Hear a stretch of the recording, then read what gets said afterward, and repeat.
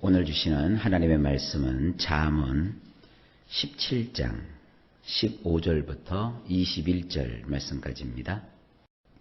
할렐루야. 오늘은 잠언 17장 15절 말씀부터 시작되겠습니다.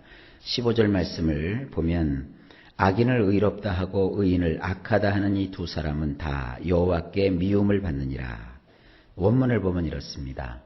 악하게 행동하면서도 의를 행하는 것처럼 하는 자와 의롭게 사는 자를 악인으로 몰아세우는 자, 이 둘은 여호와께서 혐오하시느니라. 자, 이 혐오한다라는 말은 다른 말로 지긋지긋하게 여기신다, 이렇게 번역할 수도 있는 단어입니다. 근데 여기 보면 두 사람을 하나님께서 지긋지긋하게 혐오하신대요. 어떤 사람이냐면 악하게 행동하는데 그걸 악이라고 말하지 않고 악이라고 생각하지 않고 그걸 의처럼 여기는 자가 있어요. 자, 악인을 봐라. 저 악인처럼 해야 된다. 저 악인은 얼마나 훌륭한가. 저 악하게 사는 사람이 복되다. 저렇게 해야 돈을 버는 거야. 저렇게 해야 인정을 받는 거야. 이런 식으로 하지 말라 이거예요. 이런 사람을 하나님은 지긋지긋하게 혐오하신대요.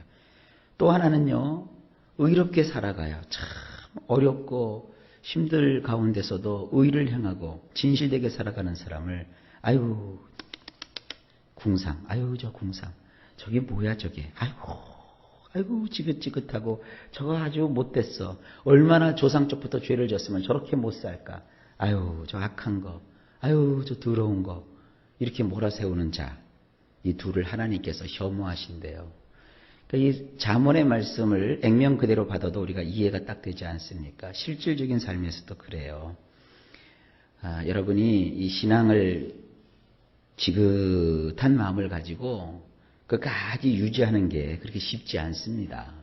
그저 옆에 성경책 끼고, 요즘은 또 교회들마다 다 편의를 너무 제공해줘가지고 성경책도 안 들고 다녀도 돼요. 요즘은 교회에서 다 영상으로 성경책 비춰주죠. 찬송가 비춰주죠.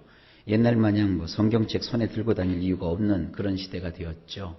그리고 요즘은 또 스마트폰 같은 거 가지고 있는 젊은 사람들은 그 스마트폰에다가 다 성경책을 담고 있기 때문에 따로 성경책을 무겁게 가지고 다닐 필요는 없죠.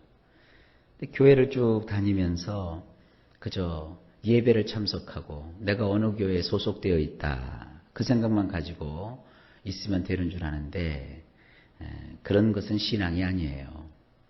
그렇게 교회를 다니면서도 이런 행동을 하면 하나님께서 그를 이뻐하실 리가 없죠. 우리는 말씀을 가지고 악이 무언지를 분별할 수 있는 자들이 아니겠습니까? 저건 악한 것이다. 여러분, 예수를 믿으면서 하나님 살아있는 걸 모르시면 안 돼요. 내 기도가 더디 응답이 된다고, 또 내 소원대로, 내 뜻대로, 내 마음대로 뭐가 되지 않는다고 해서 하나님이 여러분과 함께 하지 않는 게 아닙니다. 거꾸로 생각하세요. 오죽하면 하나님이 가만히 계시겠어요. 여러분, 하나님은요 분명히 살아계세요. 우리가 예배하는 것만 힘쓰는 것 그래서는 안 돼요. 예배를 응답하시는 분도 계신 걸 알아야죠. 히브리서 11장 6절에 뭐라고 말씀하고 있어요? 믿음이 없이는 기쁘시게 못하나니, 하나님께 나아가는 자는, 예배하러 나오는 자는 반드시 첫째로 그가 계신 것과, 하나님 계시단 말이에요. 그리고 자기를 찾는 자들에게 상 주시는 이심을 믿어야 할지니라. 우리 성경은 거기에 아주 중요한 단어 하나를 빼놓고 번역을 했어요. 자기를 근면하게, 근실하게 찾는 자들에게 상 주시는 분이세요. 어떠세요, 여러분? 새벽 기도를 매일같이 하니까 소원이 다 이루어지던가요? 아마 기도한 대로 즉각 하나님이 다 응답하셨으면 저는 지금은요 세계를 누비고 돌아다닐 거예요. 응답은요 다 과정이 있어요. 내가 지금 동쪽으로 가려고 동쪽으로 가겠다고 기도했는데 동쪽으로 가지 하나님 못하게 하실 때도 있다고요. 그럼 사람들은 뭐라고 얘기해요? 동쪽으로 가지도 못하게 하는 하나님이 어디 계시냐? 자기 마음이라니까요. 자기 마음. 그거 아니에요. 하나님은 내가 동쪽으로 가면 안 된다고 생각하시기 때문에 동쪽으로 가지 말라고 하신 거예요. 또 못 가게 하시는 거예요. 기도 안 하면 동쪽으로 가려고 하면 동쪽으로 가게 내버려 두세요. 기도하기 때문에 하나님께서 동쪽으로 가는 걸 막아놓으시는 거예요. 하나님은 어디를 가길 원하시느냐? 내가 서쪽으로 가길 원하시는 거였어요. 그래서 그 오랜 세월 동안 내가 왜 동쪽이 아니라 서쪽으로 가야 되는지 하나님이 깨닫게 해주시고, 그래서 시간이 좀 지체되는 듯해도 손해보는 게 아니에요. 하나님은요, 천년이 하루 같으신 하나님이시고 하루가 천년 같게 하시는 하나님이세요. 인간이 천년 동안 수고해서 세워놓는 것도 하나님은 하루 십간에 세울 수 있는 것이고요. 하루면 될 일도 하나님은 천년 동안 미루어 두셔도 하나님 손해낼 거 하나도 없어요. 내 생애 가운데 기도했던 거를 내 생전에 이루시는 것도 하나님이시고 내 자식 때에 가서 이루는 것도 하나님이세요. 그죠? 우리가 하나님께 할 수 있는 것은 뭐냐면 하나님이 오르시다는 거예요. 그러니까 여러분들 괜히 악한 것을 보고 급한 마음에 아이고 저렇게 해야 돼, 저게 선이야, 절대 그러지 마세요. 절대 그러지 마세요. 그리고 의롭게 사는 사람을 애매하게 여러분들이 앞장서서 눈물 짓게 하지 마세요. 여러분, 의롭게 하는 사람, 착하게 살아가는 사람, 선하게 살아가는 사람을요, 여러분들이 도와주지는 못할 망정 그를 악인으로 모아세우면 안 돼요.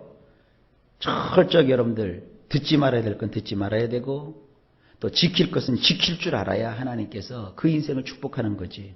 그저 귀가 얇아가지고 누가 이렇게 말하면 이렇게 하고 저렇게 말하면 저렇게 하고. 여러분이 귀가 얇은지 안 얇은지는요, 그 홈플러스인가요? 뭐 그 홈쇼핑인가요? 그거 홈쇼핑 방송 틀어놓고 많이 보세요. 카드는 가지고 있지 말고. 그래서 순간적으로 그 쇼 호스트가 얼른 사세요, 얼른 사세요. 마감이 임박했습니다. 이거 큰일 납니다. 안 사면. 그거 할 때 막 사고 싶은 마음이 막 올라오면요, 그 필요도 없는 물건이거든요. 여러분, 귀가 얇은 사람이에요. 근데 그거 보고도 아유, 있으면 좋겠지만 아직 내 형편에 저런 건 아니야. 아유, 저런 거 두고 사는 사람은 참 좋겠다. 그래. 방송 잘하는구나. 드라마나 빨리 봐야 되겠다. 수사만 삼형제나 보자고 딱 넘어가면 그러면 여러분들이 귀가 얇은 사람이 아니에요. 그러니까 실제로 이렇게 신앙생활 하다가도 내가 교회에서 하나님을 위해서 열심히 살아야지, 내가 충성해야지, 그러다가도 띠리링 누가 전화 한 번 왔는데 전화 듣고 나더니 에이 안 해, 싫어, 이거 안 돼요.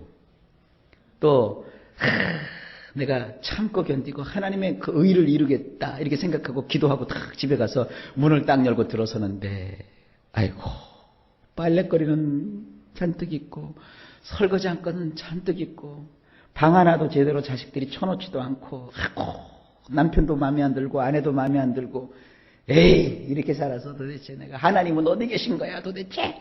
이거 귀가 얇은 사람이에요.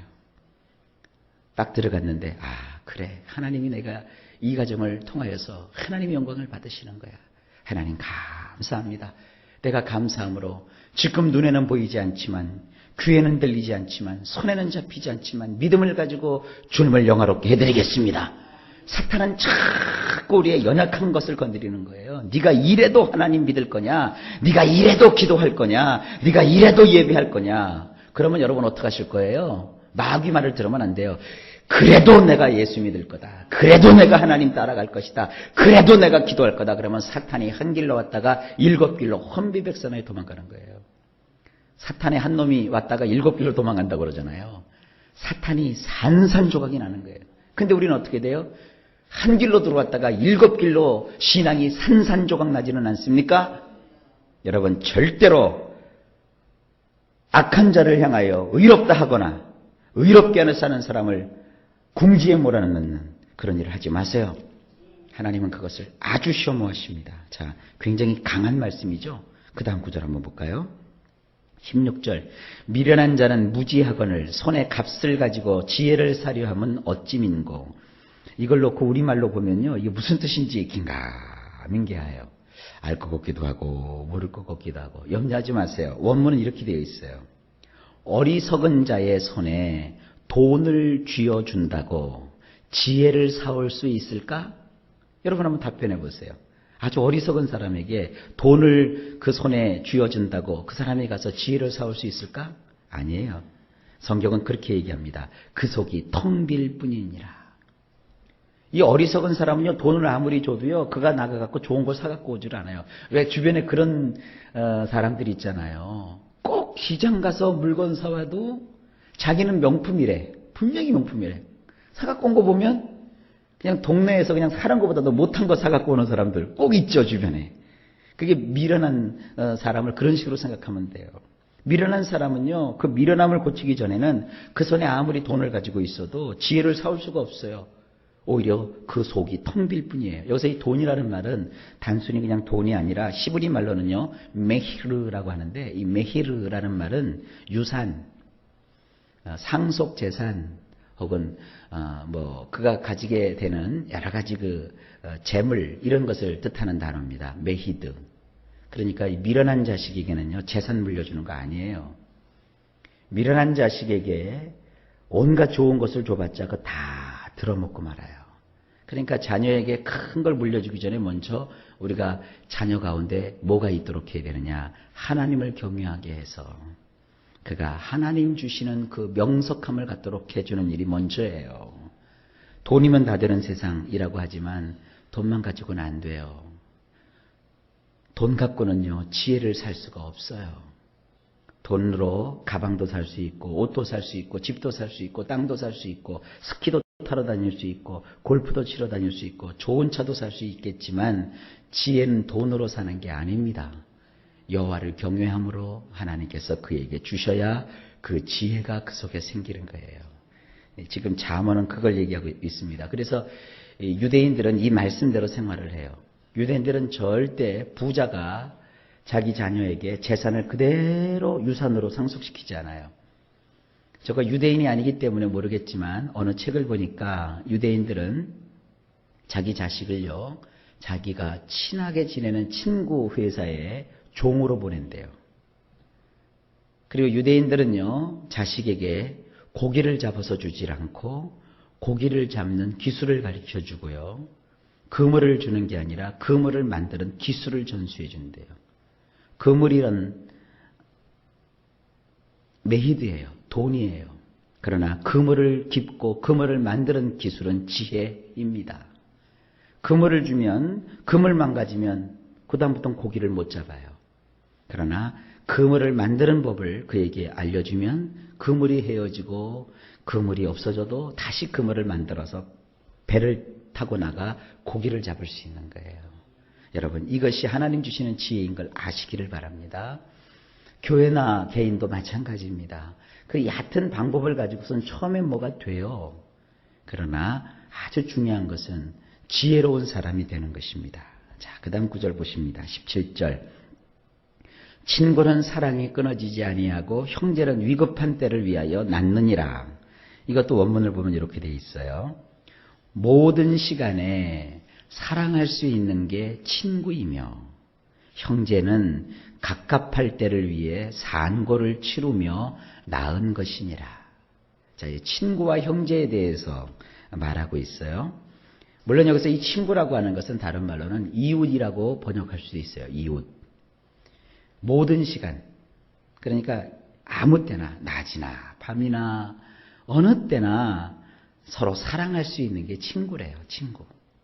굳이 우정이라고 제가 번역을 안 했어요. 여기서 나오는 이 히브리 말은요, 그냥 사랑이라는 단어예요.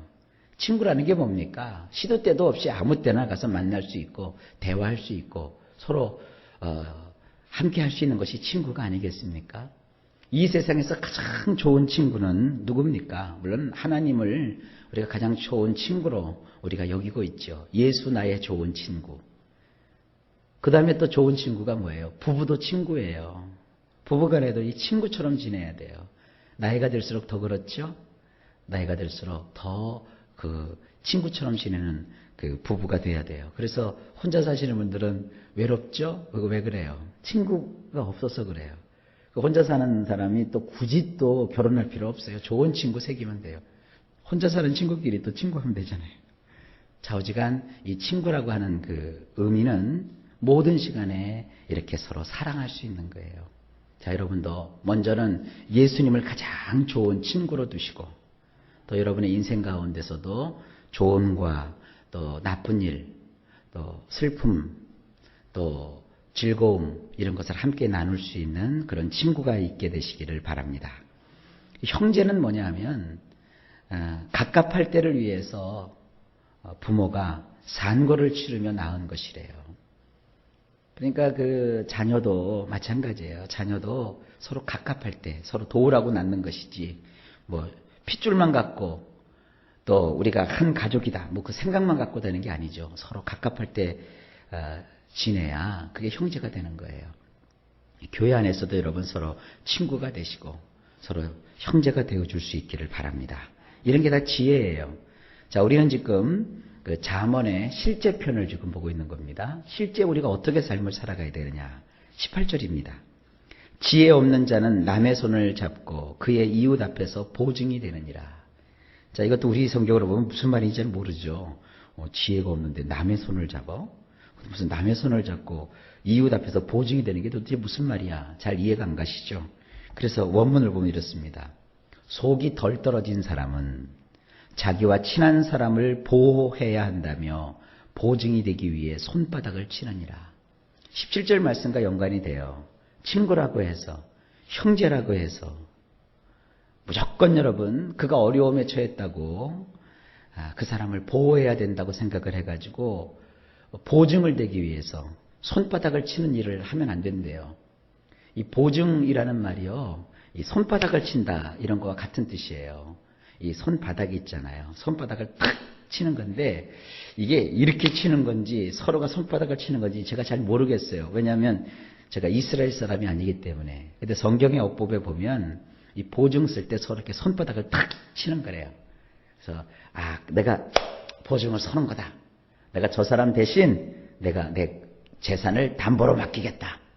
내가 저 사람 대신 그 일을 책임지겠다. 누가 이런 짓을 하느냐? 속이 덜 떨어진 사람. 덜 떨어졌다고 제가 번역을 했는데 원래 그 원문은 어떻게 돼 있냐면 그 속이 이렇게 부족한 사람. 차지 않고 좀 이렇게 뭔가 좀 부족하게 있는 사람. 이런 사람들이 친하다면서 혹은 또 친한 것을 이렇게 빌미 삼아서 보증을 자꾸 요구해요. 이래갖고 보증 쓰면 그건 100%입니다. 망하게 되는 거예요. 그리고 그 사람은 도망가 버리고 말아요. 친구도 친구지만 여러분 어느 정도 적당한 선을 여러분들이 분명히 그어놓고 친구하세요. 또 형제간에도 마찬가지예요. 괜히 그냥 빚버진 같은 거 그냥 서줬다가 형제간에 의가는 것도 제가 한두 번 본 게 아닙니다. 심지어 말이죠. 형제간에 칼부림 나는 가정도 있어요. 절대 여러분 속이 덜 떨어진 사람 되지 마시고 성령 충만해서 꽉 찬 사람 되시길 바랍니다. 기존에 이미 보증 서준 사람은 어떻게 해요? 밤잠 자지 말고 교회에 나와서 철회하세요. 하나님께 매달리는 수밖에 없어요. 가장 바보가 뭔지 알아요? 문제와 사건을 놓고 에이고 하나님 왜 내가 이런 어려운 일을 겪어야 됩니까? 이제부터 기도 안 합니다. 제일 바보예요. 하나님한테 버틴겨 갖고 여러분 이익 보는 사람 하나도 없어요. 그나마 다행이라니까요. 지금 그 모양도 그나마 다행이라니까요. 더 쳤으면 어떡하겠어요? 더 하나님께서 휘저어 놓으셨으면 어떻게 되겠어요? 그러니까 요만한 손해 가지고 하나님 원망하지 말고 더 큰 손해가 나지 않은 것을 오히려 감사하면서 하나님께 나와서 주야 붙잡아 주세요. 주야 역사해 주세요. 해보세요. 꼭 목사님 계셔야만 기도하는 사람이 있어요. 목사님 없을 때 살짝 가서 밤낮 없이 기도해 보세요. 아멘? 그때 보일러 너무 틀어놓지 말고요. 오셔가지고 하나님 앞에 몸부림쳐 보세요. 어느 정도 몸부림쳐야 되느냐면 이 앞에서도 쥐같이 떼굴떼굴 굴르세요. 하나님 나를 살려달라고. 하나님 이제 나의 인생 속에 역사해달라고. 하나님 역사해 주세요. 제가요 목회자지만 산전수전 수준전 공중전 다 겪었어요. 기도하면 돼요. 그러니까 이게 목사도 그렇습니다. 어떤 목사님들은 이제 막 연단받고 고난받는 목사님도 계시고요. 어떤 목사님들은 연단과 고난 끝나가지고 이제 하나님께 본격적으로 쓰임받는 목회자들도 있고 그래요. 저는 지금 어떤 목사인지 저는 모르겠어요. 제가 살아온 세월이 많지만 하여간 저는 제가 지금 마음속에 갖고 있는 건 뭐냐면 주님이 함께 해주지 아니하시면 아무것도 못해요. 하나님이 저를 붙잡아 주지 않으면 저는 아무것도 아니에요. 저요 어제 그 디모데후서 설교했잖아요. 겨울이 되기 전에 내게 오라. 그 말씀 붙잡고 어제도 하루 종일 속으로 우는 마음을 가졌어요. 그래, 목스케라는 것이 그게 내 뜻대로 되는 게 아니야. 그 겨울을 나보지도 못하고 그 자기가 평상시에 입고 있었던 그 외투 한번 걸쳐보지 못하고 자기가 그 침침한 눈을 가지고도 항상 읽었던 그 마지막 성경책 읽어보지도 못하고 그 겨울이 되기 전에 하나님 나라로 가야 할 수밖에 없었던 그 바울을 생각하면서 이게 목회구나. 더 있는 동안 사랑하는 성도들을 사랑해야지. 있는 동안 내 사랑하는 아내에게 더 잘해야지. 있는 동안 내가 내 사랑하는 자녀들에게, 내 사랑하는 성도들에게 잘해야지. 그 생각을 하면서 어제 그렇게 지냈어요. 여러분들 어떻게 지냈는지 모르겠어요. 제가 울으려고 했는데 하늘에서 어제 하루 종일 눈이 오고 비가 오고 그러더라고요. 그래서 하나님 마음 내 마음이었구나 하고 제가 그렇게 지냈어요. 여러분, 우리 마음을 꼭 지키시고 살아가십시오. 아무리 친해도 속 덜 떨어진 사람처럼 아무에게나 보증되지 마세요. 19절, 다툼을 좋아하는 자는 죄과를 좋아하는 자요, 자기 문을 높이는 자는 파괴를 구하는 자니라. 이것도 원문으로 보면 이렇습니다. 반역하는 것을 사랑하는 사람은 다툼을 사랑하는 사람이며, 자기를 높여 활짝 열어놓는 자는 산산이 쪼개지기를 바라는 자이니라. 자, 시간이 다 돼서 간단하게만 말씀드릴게요. 이렇게 막 반역하는 사람이 있죠. 누가 뭐 그러면 자꾸 어긋장 놓고, 누가 이렇다 그러면 아니야 막 이러는 사람들은요 자꾸 다투기를 좋아하는 사람이래요. 여러분, 다툼을 사랑하지 마세요. 그 다음에 자기 스스로를 높여서 활짝 열어놓는 사람이요 이렇게 호랑이처럼 웅크리고 있어야지 자꾸 다 열어놓고 살면 결국은 산산이 쪼개지고 말아요. 그러니까 여러분들이 이렇게 마음도 너무 열어놓지 마세요. 이렇게 좀 닫아놓고 다소곳해가지고. 무슨 말씀인지 아시겠죠? 예. 20절. 마음이 굽은 자는 복을 얻지 못하고 혀가 패역한 자는 재앙에 빠지느니라. 원문이 이렇습니다. 마음이 배배 꼬인 자는 장점을 발견하지 못하고, 이 토부입니다. 장점을 발견하지 못하고 그 혀가 뒤집어진 자는, 그 혀가 뒤집힌 자는 나쁜 일에 떨어지느니라. 이 나쁜 일이라는 말을 히브리 말로 라라고 해요. 라. 여러분, 마음이 배배 틀려 있는 사람은요 남의 장점을 못 봐요. 또 자기의 그 좋은 점도 보지 못해요. 그리고 혀가 뒤집힌 자, 혀가 이렇게 뒤집혔어요. 이건 뭐냐면 막 혀를 놀려갖고 이 얘기 저 얘기 하는 사람을 혀가 뒤집혔다는 거예요. 이 혀 때문에 나쁜 일에 떨어져요. 그럼 라가 뭐냐면, 라라는 말은요 하나님의 거절로 인해서 생기는 거예요. 하나님이 그 사람의 말을 받지 않으세요.